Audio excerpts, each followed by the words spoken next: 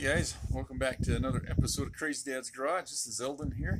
We're going to do another how-to video today. And this time we're going to talk about how to, well, let's see, here on my 04 Chevy Silverado, we're going to talk about how to replace the front bearing hub, which that's the hub that the CV axle rides in.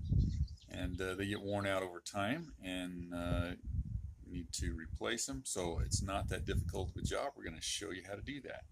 So I'll flip the camera around here and we'll get started.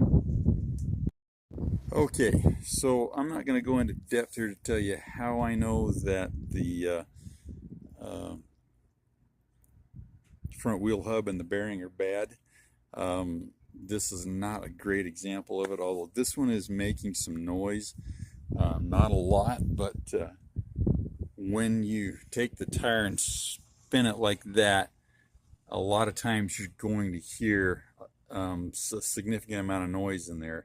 Sometimes it'll even be far enough gone that your movement that you see is actually going to be moving in there. But these aren't. What's happening, I've got a little bit of noise over on the passenger side, but I'm going to do both of them, so we're going to start here on showing you this. So we will come back here and start that process. All right, so our first part of this project obviously is going to be able to get the wheel off of there. I'm not going to show you how to do that in any detail. We're going to have to take this cover plate off here, which involves loosening these fake looking lug nuts. They're plastic, so be careful. I'll put the lug wrench on them and just turn them till they come loose, and then that will all come off, and then we'll pull the lug nuts off and have our wheel laying on the ground. When I get that done, I've got myself a jack stand so I can come stick it under the frame. Got myself blocked in place back there so we won't roll, and that's where we're gonna go to. So I'm gonna get the wheel off, and then we'll take that next step. Okay, when we do this, we don't want the wheel to be very far off the ground, really just enough to get everything off and be able to get that tire off of there. Alright, so I've got my jack stand under there. I'm not going to sit the frame down on the jack stand. I don't need the jack stand to support the truck. I just want it there for safety's sake. So first thing that we've got to do here is get our brake rotor, our caliper out of the way so that we can get to the parts that we need to get to. So I'm going to get those off, but first off I'll take the caliper off, and then I've got to take this mounting bracket off, and that will then allow the rotor to come off. So we're going to move forward. Let's see, the caliper on these is held in place by two Allen headed bolts right here. So you got to have a large Allen wrench attachment for your socket wrench. Let's see, can you see my finger there? Where am I at? There we go. And we got to take that bolt off and the upper one up here. So we're going to do that first, and then we will be back here to show you the next step. Okay, here's your first potential pitfall on this project. These bolts here, by feeling on the back of them, I assumed that they were Allen headed bolts, and they're not. They're Torx headed bolts. So I'll show you here what problem I came up with. So an 8mm Allen headed wrench actually fits in there somewhat. I tried to use that to get it loose, and it wouldn't do it. It actually rounded off the Torx heads a certain amount. So then I was trying to figure out what actually fits in there, and I found out that it is a T55 Torx wrench that fits in there. Still, I was putting that in there and using my ratchet handle. It was just it was wanting to fold over in it. It wouldn't actually take it loose. So that's why I've dragged out my air wrench here to get to that. So what And what had happened is, see, this doesn't want to go in there enough right now. It's actually staying in place better now than it was. But get your Torx wrench in there and get yourself a hammer and smack it until it goes in there and bottoms out good. And these, I've actually changed the brakes on this probably 3 or 4 times in the life of the truck. Speaking of which, I don't know if I told you, it's a 355,000 mile truck here, and I'm just now having these problems with it. So anyway, I've done that. When I used my ratchet on there, the pressure just wanted to fold the thing over, and it kept coming out. So that's why I drug out the air wrench. You have electric impact, you might use that, but it took the other one right out. So we will see if we can do this on camera one-handed, which always is a trick.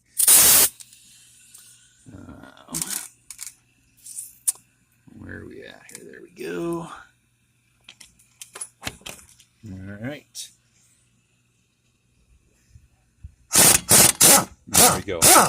Because of that combination of keeping the pressure straight in and being able to do it without putting any sideways pressure on it, that thing just comes right out. So there we go. These are our caliper mounting bolts. Set those over here. And now the caliper will usually come off by pulling it straight out like this. Got to make sure those boots don't get hung up in it and tear them. That can happen, and then it's not a huge deal, but you got dust problems getting in there on your bolts at that point if you do that. So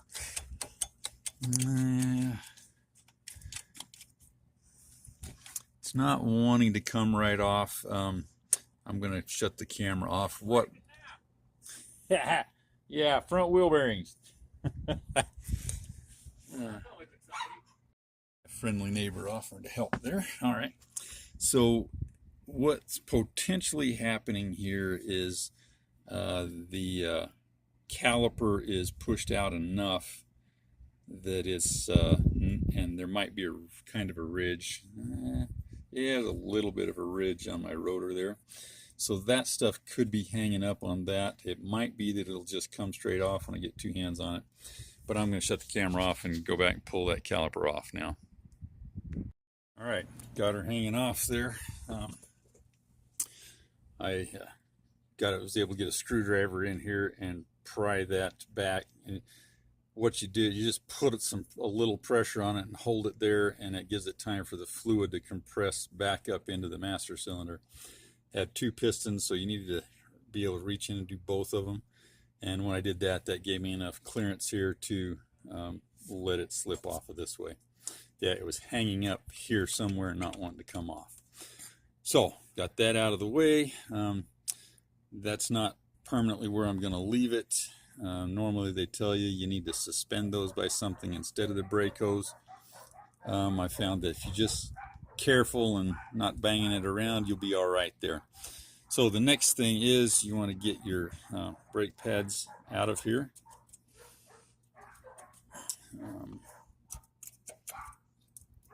And actually, they really don't have to come clear out, because we're going to take out these 2 bolts next, this one and this one right here, and then that will let that mounting bracket come back off this way even and allow the pads to stay in it. So that's what I'm going to do next. I'm going to go after those 2 bolts. Looking loose there. Let's go ahead and get them the rest of the way out. There we go. Those used an 18mm socket to get them out, and they came out. Well, there you go. It's that simple. How do you like that? They came out pretty easily with that socket. And then your next step is to pull the bracket off, which you may not have to pull it off. It might fall off. All right. So I'm going to put it back in there under the truck.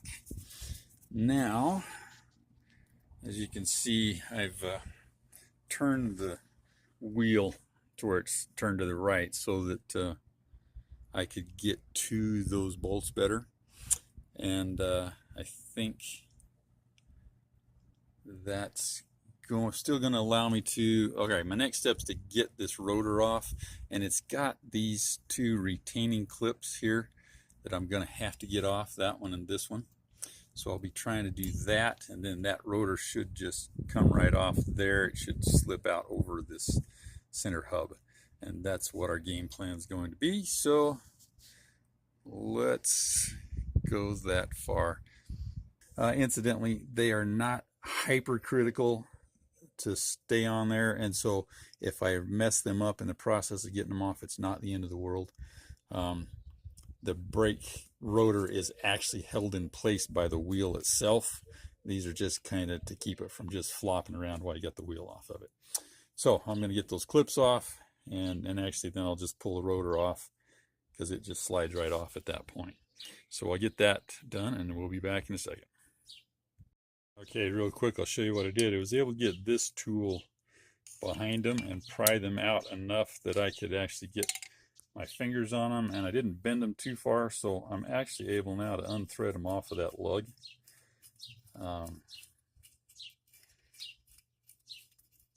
So they're gonna unscrew and come off of there, and I'll have them intact now so that I can use them to put them back on.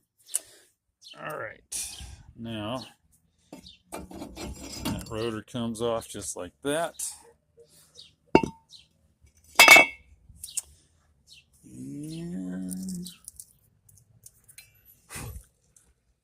let's see, so all of this now is our new hub, and so we're really going to be going after these bolts here. There's 3 of them, 1, 2, and there's another one down over here. There we go. And they are accessed from back in behind. And in order to do that, I think I'm going to straighten my wheel back out, and that will allow me to get in there and take those off. And then first I'm going to unbox the new ones, do a little comparison, make sure I got the right thing. Okay, we got that straightened back out now, where I've got the leverage or the direction that I need. And I did remember we've got to take this dust cap off, and there's a nut in here holding the CV axle into the hub. So we got to go after those things first.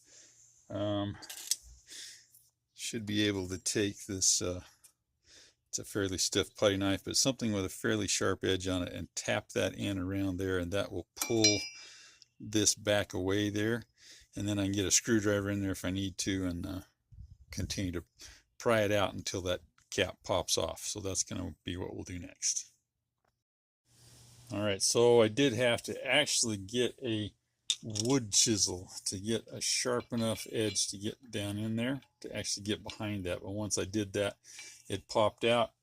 Then I was able to get back in there with a screwdriver and pull it off just like that. And so that got us to that point. Now we've got to get that nut off in there. And since we're doing this for guys working at home, not everybody's got all the exact super heavy duty air wrenches and stuff like that. So we're going to do it as if you don't. You will need some pretty good size sockets though. So I've got a, what's that one? That is a 1 3/8 socket on a big 1/2 inch or 3/4 inch drive ratchet. And if I put that crowbar in there, that will keep this from turning, which is going to be important. So I've got to get that nut off of there, and that will allow us to put the CV axle or push it back out of the hub. So let's go there. Okay. Nuts off of there. Wasn't too hard, just have to give the ratchet a kick with my foot in order to free it up. But this is a locking nut, which means it's kind of crushed from side to side to make sure we hold it on there.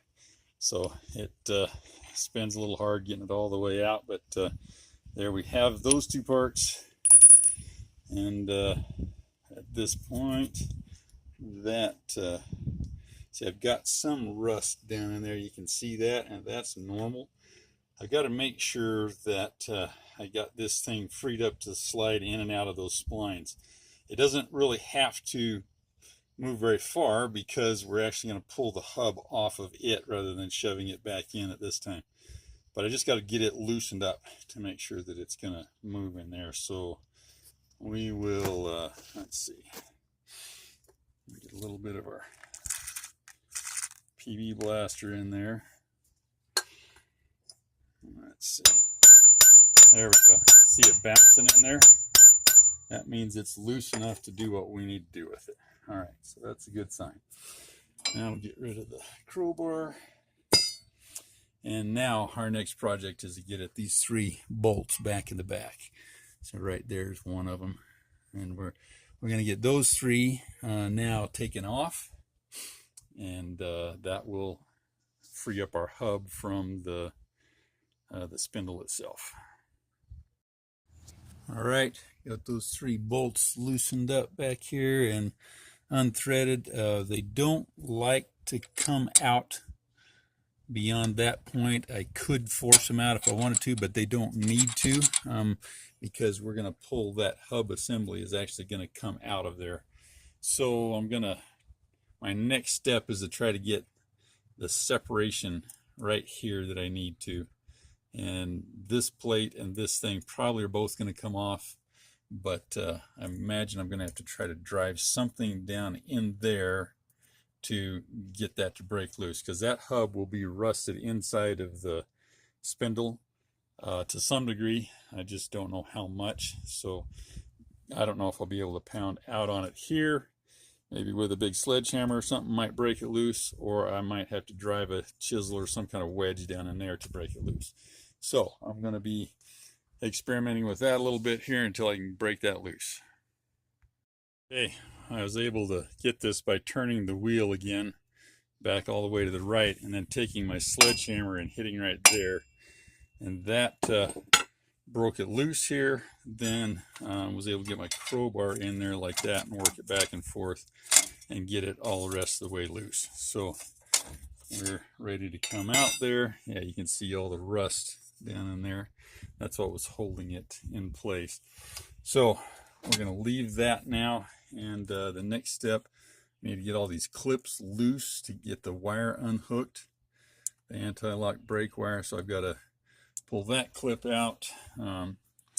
This clip here, I broke it in the process of replacing the control arm, but it's okay because the new hub assembly comes with all the clips and everything that you need for it. So I've got that tentatively held in place there. We'll take that loose. I've got to take it loose here and up in here. This is going to be the last one that has to be pulled loose, and then the wire has to be disconnected right there. So we'll get that out. That will allow us to pull the hub out, get it laying on the ground. So we'll go that far. Should have gotten a little more specific here. So these clips, you've got, I think we can see that there, the 2 sides have to be pinched together in order for that to come out of there. So sometimes I can do it that way. Yep, got one side out. Now I will pry up on the bottom, and that'll let the other side come out. There we go. Didn't think I could do it one-handed. Huh. All right, so we got that right, that one out. This one sits in there like that, and you simply have to open this up here, and that so it's not working very good one-handed. It's a simple job two-handed. You just got to get in there with a little screwdriver, and that's a simple hook thing there that will pop apart. There we go. So that'll open up like that, and this will come off of there. It's actually stuck down in there sitting like that. In order to get that out, it's actually pressed into a bolt hole that matches this one right here on the other side. So you just got to get something underneath it and pry it up out of there. There's a fair chance you're going to break it in the process, but it's okay because the new one comes with one. This one up here, we're going to kind of do the same thing. There, see it just pulled up and out. And I think this one's the same kind of thing up here. And again, if you break these, it's not the end of the world because the new ones come with the clips on them. So there we go. That one broke off. Then this is your disconnector. You got to pull that up so that it comes off the hook there. I think you'll be able to see that pretty plainly when you get to where you can see it. It's a two-handed job, sorry. But I better pry that up off of the clip that's there, and then it'll come apart. I'm going to do that off camera because I need two hands for it. You have it. The old hub just slid right out of there. Just see if we can explain this a little more clearly. There is a connector piece that comes over and snaps down over this little tab right there. So you got to pry it up off of that tab and then pull that out of it. They're always quite simple to get out. So here we go in here. Got a lot of caked in dirt that we want to get that out of there. So we got it as cleaned up as we can. I'm going to go in there and go after some of this rust too, try to get it cleaned off a little bit. It'll just make our hub go in better. I'll try to wire brush this area here. I think we're okay on the splines with just that lubricant on there. It's going to allow those to slide in just fine. So I'm going to get that cleaned up and we'll be ready to put the new one back on. Also, here's the backer plate that was in there. Probably be a good idea to wire brush it just a little bit so that it sits down flat there. If you don't get all the rust and dirt off there, and your new part's not exactly the same shape as the other one, and I mean exactly, if it gets a chunk of sand underneath one edge and you tighten it down on it, it's going to feel tight, but eventually that sand will wear and fall out of there, and then you're going to have a little bit of looseness. That's why you want to get this as clean as you can. So I'm going to go work on that part. We're cleaned up, put some more lubricant on the bolt threads, sprayed it inside of there, and so we're ready to start going back together. So our first thing to put back on is this plate, and it goes in there with this facing towards the front of the vehicle because that's where your ABS wire is going to come out and go through there. And actually we should, it looks like, probably instead of sticking it on there first, we should stick the wire to it.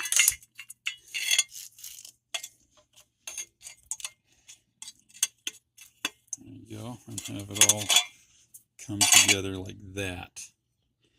So now we're going to put this whole thing on there as a unit, and then we'll get the bolt started in it, and so we'll put this in and then tighten the bolts down.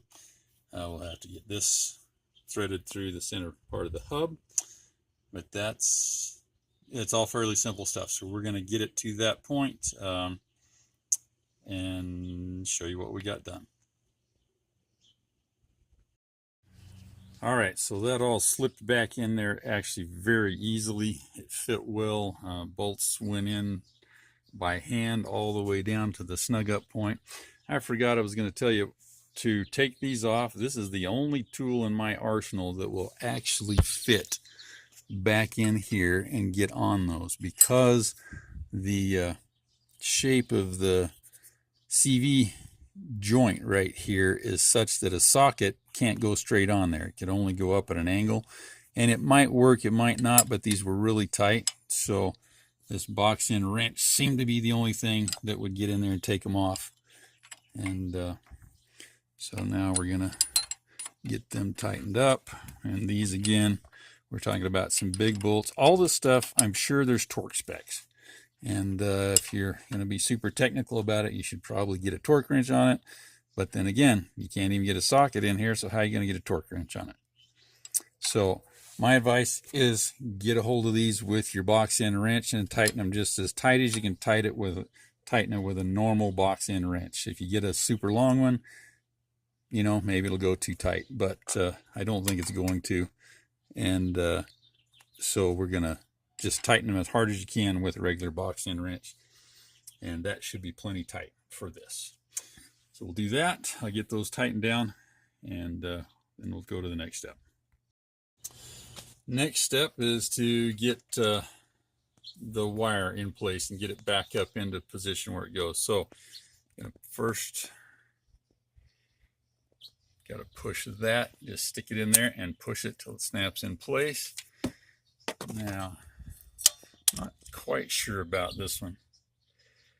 On the original one, so I think I'm going to go with that. It went under here, and I suspect that's to keep it from rubbing on the tire. So it was there, then push this pin right there into that bolt hole, like so. And we got to come up here. Yeah, I think it was in that front one. So we'll push that in there, like that. Then I am going to, let's see, plug that connector in, and then the hole for this one is right there, right in this area. So I'm going to push it down through it once I get it connected. But again, that's a two-hand job, so we'll see you in a minute. And there we have that in place. Yeah, you can see it up in there kind of, and it comes down, it's sticking out there. So there, here, back here, and we're set. So our next procedure is to get the big nut and washer on here. So we can get them in place. There's our washer. Get our big nut on there.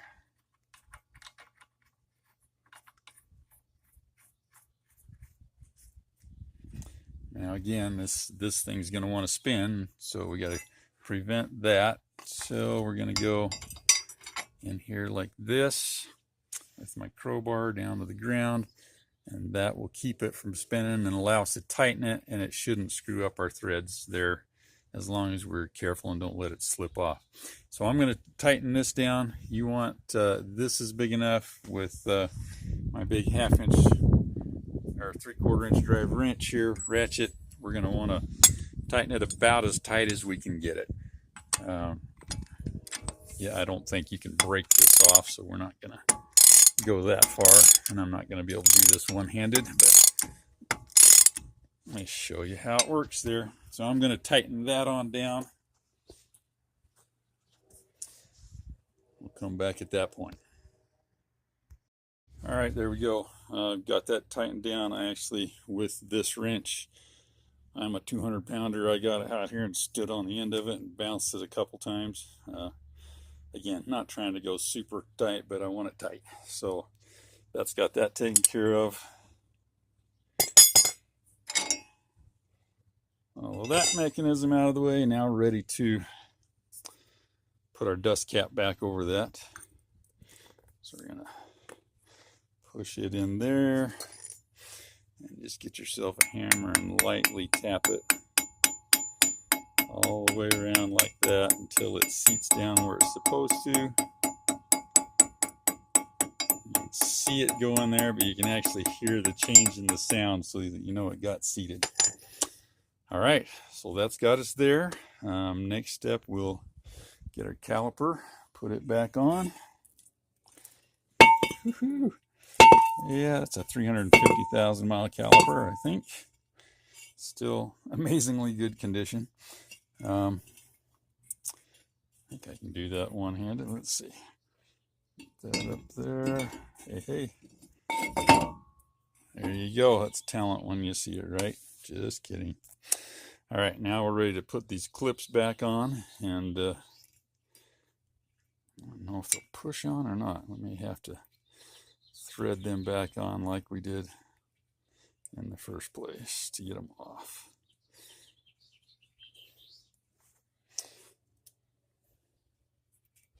That one's actually broken, so it should go on easier. But again, these are not hypercritical parts.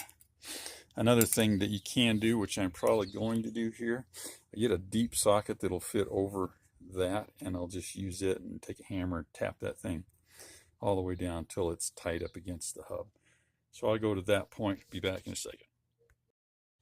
Now we got that all done, we're ready to put the caliper bracket back in place. Now I took all my bolts and stuff earlier and I wire brushed them so they'd be nice and clean, easier to work with. So those are ready. We've got our brake pad spread out a little bit. That one's actually getting a little bit on the thin side. I'm going to need to change them here one of these days. But I want them spread out so that they'll fit over my rotor. So we'll get those in there. Set that over the rotor like that. Hold it in place with my fancy knee move here while we get a bolt stuck in the back of it. Let's see if we can get that to start. Yeah, that's not going to work very good. All right, I'll go do that off camera. I'll put these two bolts in, one down here, and get them tightened up. All right, those two bolts we've got tightened up. These are big bolts, so you can put about all the pressure you can get on them with your standard ratchet, and you'll be just fine. You want these tight. These are the main bolts that hold your braking system in place, and therefore they're the bolts that stop your vehicle. So you want them in there good and solid. All right, next thing is to get our caliper pulled back over here and set it down over the pads. I don't know if I can do that with one hand. We'll give it a try here. And there's something that's probably going to happen here that you'll just need to be aware of. Actually, it's not. Okay. Sometimes sitting up there like that, especially with the time frame, I've had this off for nearly a week, somehow some fluid will seep down in there and it will push the pistons out a little bit and they won't go over your pads. So at that point you need to get one big C-clamp per piston, and this is a 2-piston caliper. So put a big C-clamp on those pistons like that and gently start tightening those clamps up until you get the pistons to move back in a little bit. And it takes time for that fluid to work its way back up there, so you need to snug up the clamps, put some pressure on them, just a little bit of hand pressure, and let them move that fluid back up, and then tighten them a little more and move the fluid, and tighten them a little more and move the fluid. In most cases, on most disc brake systems, that will work. There are a couple of them that I've run into that actually have a mechanical adjuster inside of that piston there, and those you have to do differently, but fortunately it's not on these Silverados. So anyway, that's just a simple trick for compressing those caliper pistons. But these have gone on there, so I need to make sure that I get these little boots to go back in there like that instead of bending them over, so that the bolts will actually fit on them. So that's I'm going to do that, get this in place, and then we'll be ready to start our bolts into it. Okay, now we're ready to put the caliper pins in, and these are different than a regular bolt. They're threaded up at this end, and so the other end of that thing is what the caliper slides back and forth on. So that shaft needs to have that grease on it that's there. It needs to stay lubricated.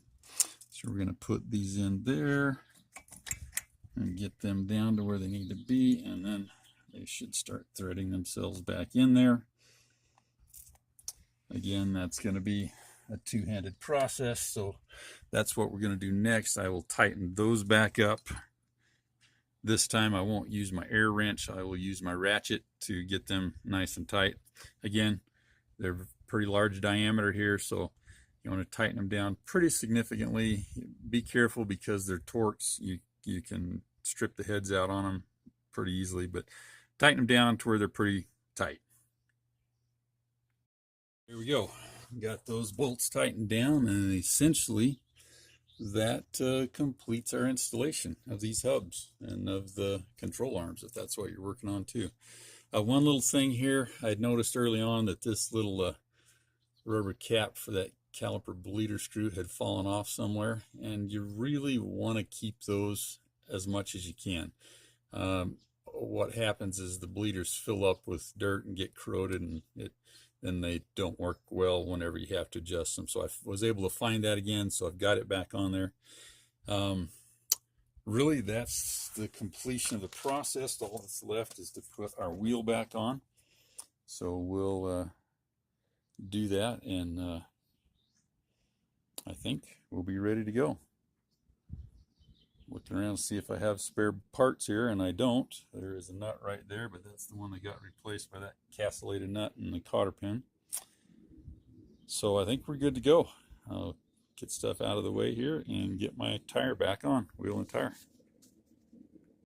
There we go, we're back on. Couple last little tips and tricks here, and these are just not hardly even related to what we just did, except for taking the wheel off and on.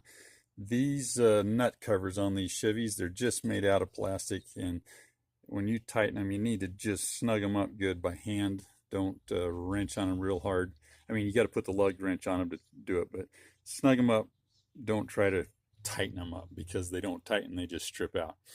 And you know, in modern tire shops today, they're always torquing your lug nuts down with a torque wrench.